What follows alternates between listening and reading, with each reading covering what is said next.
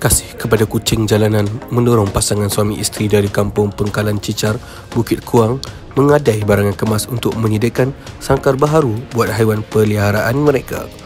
Rusli Ibrahim, 66 tahun, dia dan isteri Masnun Suferno, 60 tahun, tidak kisah berhabis wang di samping sanggup mengikat perut demi memastikan keselesaan kesemua 70 kucing yang dipelihara.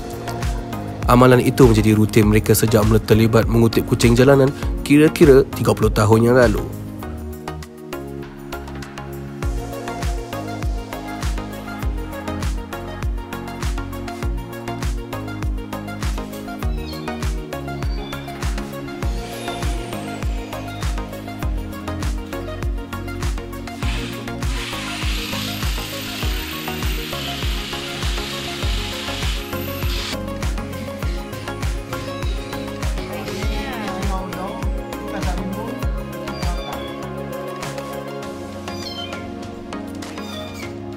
Yang saya kau macam ni dah balik.